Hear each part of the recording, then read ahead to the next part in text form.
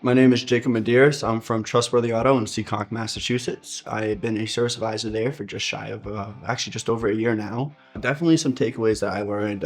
We do have a lot of issues right now, and I shouldn't say they're issues, but a lot of the problems that we do see is some communication with the techs and the advisors, and it's not really like texting or RO based, but it's when we're on the phone, the tech's coming in, sitting there waiting for us to get off the phone. So Cecil actually came up with a really good idea with using some cards saying, hey, I need to talk to you, or hey, I have a problem, or hey, I'm on the phone. Let me give you a call. Like, let me talk to you in a minute. So that's definitely one thing I'm taking away. Definitely, it was nice to refresh on the map. Definitely that helps a lot, especially meeting with Mark every couple of weeks. That definitely beats it into me almost, where I sleep and breathe it now, where it's not an issue, it's not anything crazy, but it's almost second nature to me when I do go to sale. It's right there. I know it. I have my processes down to the point where it's simple and easy for me to get to. First day of work, I was definitely scared and nervous. I didn't know how customers were going to react to me. I didn't know what I was really walking into, coming from mechanic side of the shop to now service advising. Didn't really know where I was going to stand. Now it's like second nature. I love it. I absolutely love it. I wouldn't change it for a world.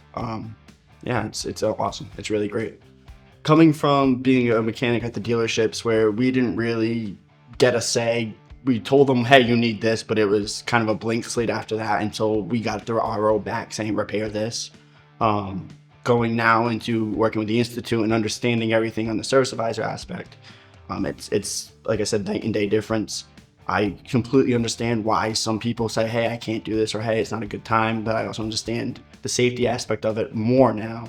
With, hey, like, I understand you can't afford to do everything right now, but we do need to take care of a lot of the safety concerns. Where as a mechanic, you're just like, hey, it's a safety concern, but I can't really make the decision. To now I have that power to make the decision, and it does help a lot of our clients out. So especially with the institute and the intensive, it's almost like second nature, like I said, but it definitely is a nice refresher course. Being part of the APG, I've been to 3 of these now, and every time I come here and leave, I always bring something home that's super useful. I always try to add that into our shop dynamic. So last time we talked about the map some more, and I started doing the map a lot more, and I've seen my sales grow with that. This time I'm definitely going to try bringing the cards back into it. I do want to bring a couple other things, meeting the customers at the door instead of letting them come inside, bringing the customer out to the car and showing them stuff, and understanding my clients a little bit more on their personalities and what type of personality they are and what they're exactly looking for compared to anything else that they may need.